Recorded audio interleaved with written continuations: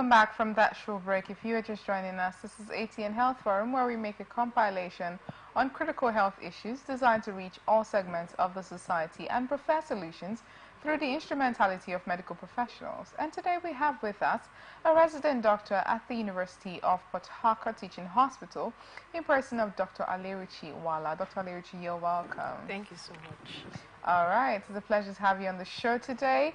Dr. Alerichi, can you please educate us on cholera, the symptoms, effects, and intervention methods? Thank you so much. It's amazing to be here today. And cholera, many of us have heard about it. It's no longer news. That is one of the illnesses that we are combating with at the moment.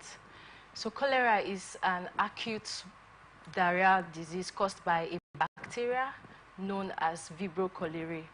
I guess that's where it got its name from. So it's not your routine diarrhea. You can call it a special type of diarrhea because when one gets infected with this particular bacteria, it has it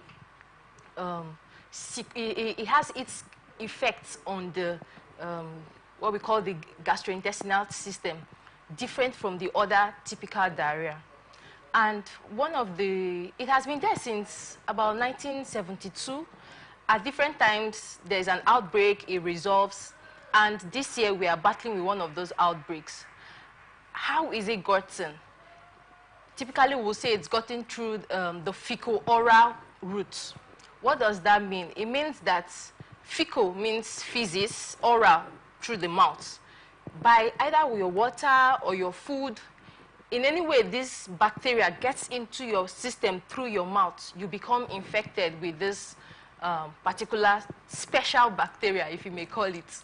And when this bacteria gets into your gastrointestinal tract, let's just call it in simple words, your intestine, all right? When it passes through your mouth, through your esophagus, down to your stomach first, the beautiful thing is that you know that the stomach has acid in it, and the typical diarrhea, but now it has a particular feature, which is what we call the rice water stool.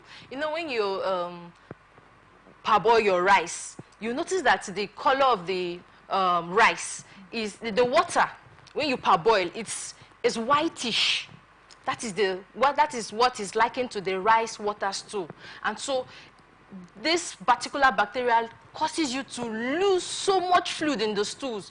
You can see some people, they stool more than 3 times, and this stool's fluid quantity is so much. And by the time this large amount of fluid leaves the body, one of the major things that can occur is what we call dehydration. So there's a certain amount of water that should, I call it water so that you can understand. Dry, it means that fluid is, that such person is losing so much fluid and it needs to be replaced. If it's not replaced on time, that dehydration can move to what we call shock, hypovolemic shock. That means so much fluid, more than the body can tolerate, has been lost. If that is not corrected, it can tilt into what we call kidney failure, acute kidney failure. And trust me, that's not where we want to go to. And if it is not still corrected, the water loss is not still corrected, it can lead to deaths. And that is why cholera is not just your regular diarrhea, it's a special type, because all these I have mentioned can happen like in a very short interval compared to other kinds. Water that we take in, it's different from the oral rehydration solution. So you can get from the pharmacy and then mix it. You mix it in 1 liter of water. Please, not just any quantity. It has to be 1 liter so that it is properly constituted.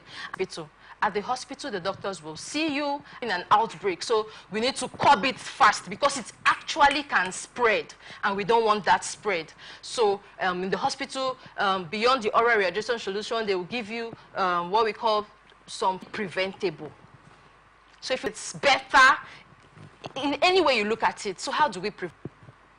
And the laws have been kind of, we are not practicing the ideal hand washing we were doing then.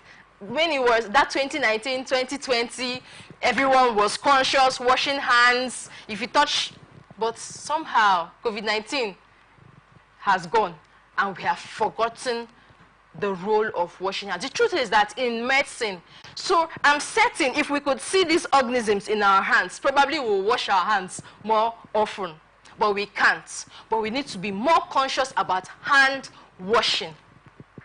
Now you say hand washing, but I wash my hand now. It's not that one that you just gonna do like this inside a bowl and remove your hand. No.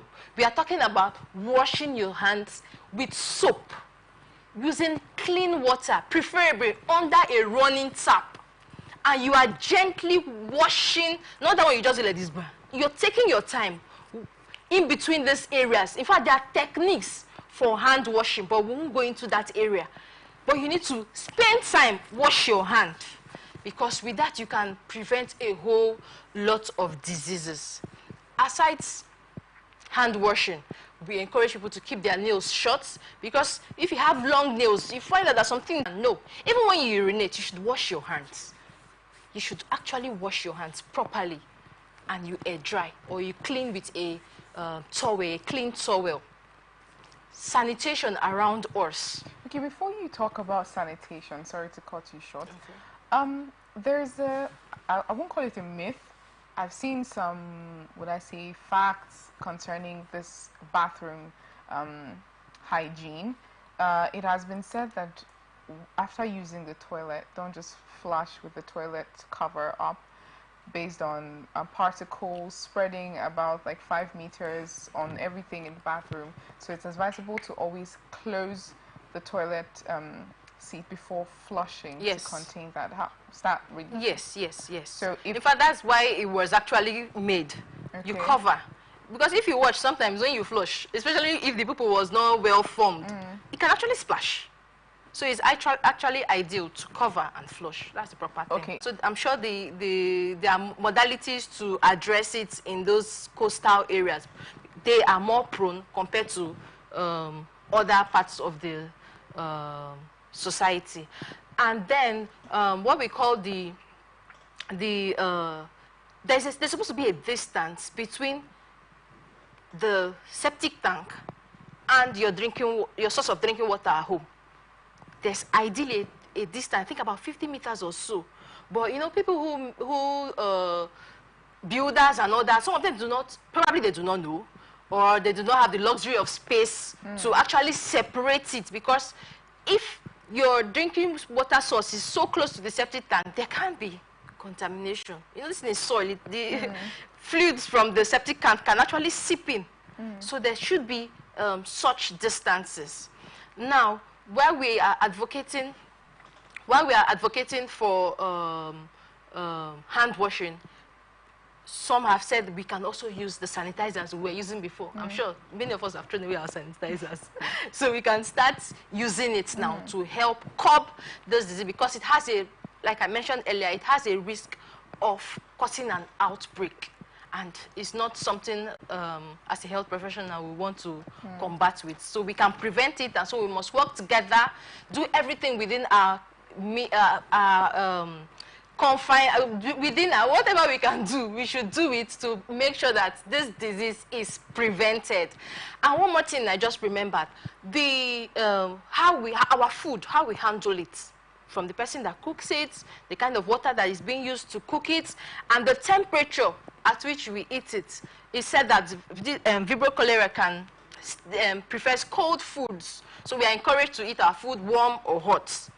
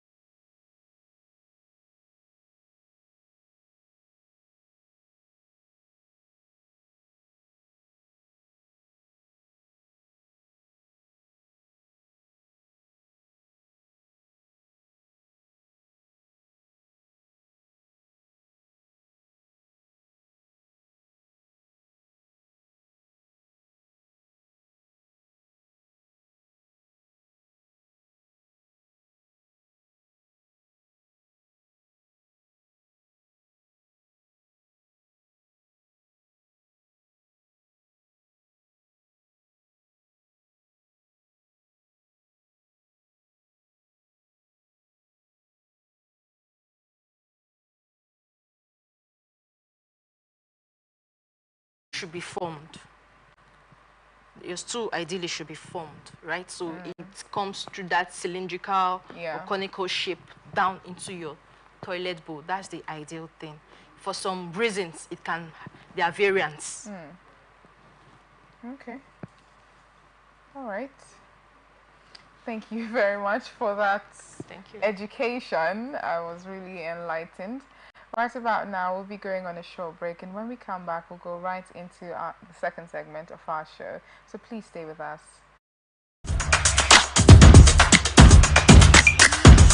From the line across the ocean to the land beyond the mountains, through the Sahara, we bring on-the-spot news, live analysis, expert discussions on trending stories in politics, business, socio-economy, sports, and documentaries. So catch all the updates on the happenings around the globe. Stay focused on the fact today, only on ATN.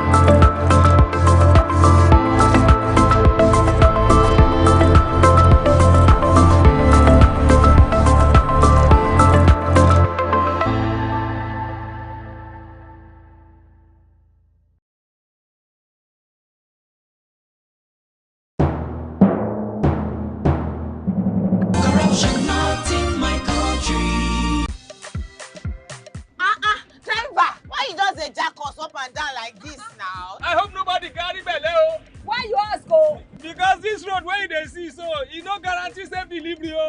We just dey vote for government, but we not get good governance. At all. Road so e no dey. Light outside. The infrastructure nko, e come turn to be forbidden fruit for the city. Corruption, spoil everything.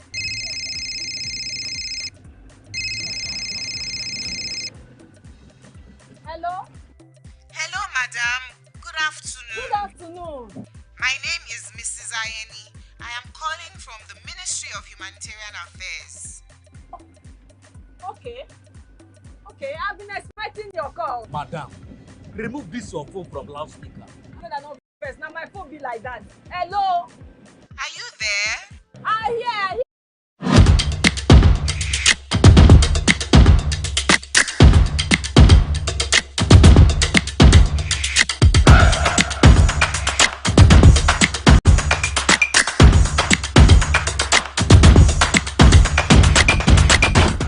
Welcome back. If you are just joining us, this is ATN Health Forum on Atlantic Television Network. And before we go into the second segment of the show, I'd just like to ask Dr. Aliuchi one question. We never really got around to finding out if cholera can be cured. So if someone contacts cholera, is that the end for them, or there are ways that this thing can be combated? Yes, it's an infectious disease, something causing it, and in this case, is a bacteria. So there are things we can do to prevent. Usually, they give antibiotics orally, so that that antibiotics goes to fight this bacteria, halts it, prevents it from replicating, and then with other rehydration and some other form of treatment. Yes, it's not the end. The person will get better. reduce the frequency of the diarrhea episodes. So if the person was stooling, let's say 10 times, it starts reducing. 10 times a day, it can drop to like 8, 6. So it helps reducing the frequency. And then another thing, it helps what we call re-epithelialization of the mucosa. I told you that this Vibrio cholera, when it enters, it hinges on the intestine, causes some cascade of activities. So the zinc helps to take the mucosa, the lining of the intestine, back to its original state, yes. And then zinc, it's a mineral. It helps your immunity too. Okay. So these are the common ways it helps in diarrhea illnesses generally, which cholera is one of them. All right. Okay, thank you very much. I hope you've heard what was said. If you have any of these symptoms, please rush to the hospital. Let it be that you are considered as overreacting rather than underreacting. So please do out to see a doctor and explain your symptoms to them so they can start treatment immediately, so you're not one of the counted death records in the society. All right, on to the next segment of the show on Doctor and Me. Dr. Alerichi, if an individual is experiencing pain in the abdomen and muscles, bloating, constipation, diarrhea, nausea, vomiting, fatigue, fever, loss of appetite, headache, what could be wrong with the said individual? Like you've mentioned lots of symptoms in one person, or I can just... In one person. Maybe it doesn't come out all at the same time, but, you know, as time goes on, the symptoms just keep multiplying. Let me see the symptoms again, because you actually read them. Okay. And then is this a, you know, in medicine, abdominal pain in a female, abdominal pain in a male, I could be thinking of different things. Yes. Abdominal pain in an 82-year-old woman, abdominal pain in a 15-year-old, I will be thinking of different things. True. So it depends on the sex, the age, how long this abdominal pain of some hours during. Let's say in early 20s. Early 20s, male or female? Female. Female, okay. Is this a question or you just organize these symptoms? These are, it's a question. It's a question? Yes. Okay. Nausea, vomiting, fever. That's so much. So I want to know which one started first. There's some other questions I need to ask to find out the exact course of this, because the symptoms you have mentioned is everywhere.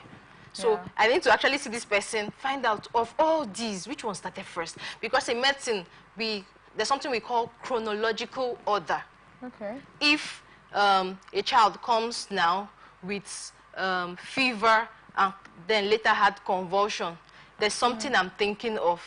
If the child comes, if that same or another child comes with convulsions first and probably inability to see. Experiencing any of these symptoms, you have to see a doctor immediately for treatment and for proper diagnosis.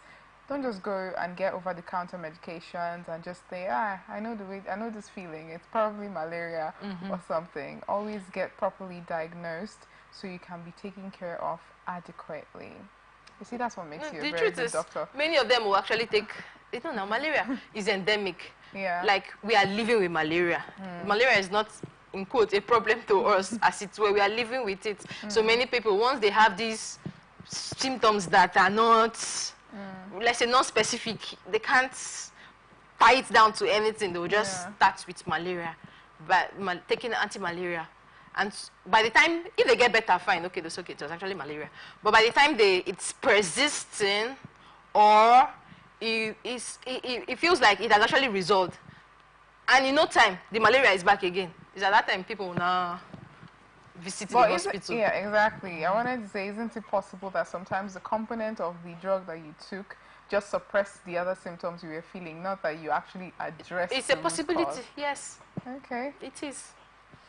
All right, on to our last segment for today. On Dr. Answers, we have a couple questions. This is from Esther from River States. She says, hi, Dr. Alerichi. My name is Esther Jacobs. Please, what is causing the rise in high blood pressure among younger people? Honestly speaking, this is alarming.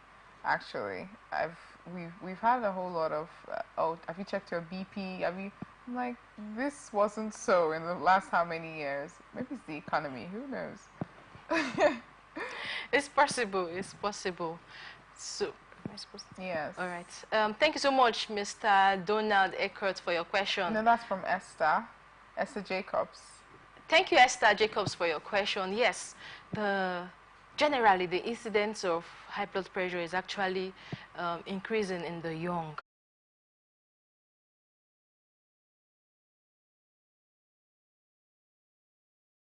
In medicine, there's something we call lifestyle medicine. Lifestyle medicine, because hypertension is a chronic disease, and chronic diseases generally has been linked to lifestyle. What you do or do not do has a way of affecting your health, whether you're young or old. So now the lifestyle, sometimes you have to alter, and I can't remember the fourth, but there are 4 A's. So what are the things, this is as regards stress management, what are the things in your life that you just accept? What are the things you need to alter? You're 23 years old. Your friend has bought Acura ZDS or one Venza latest edition, and then you're a teacher in that primary school, but she probably or he probably is working in one, you understand? LNG. Accepts. You can't buy that car. At this stage, you will buy later or probably, or you will buy tomorrow. But you see, at this time that we are talking, you can't buy it. Accept. It's part of stress management. What are the things you can avoid? You work at Choba, you live at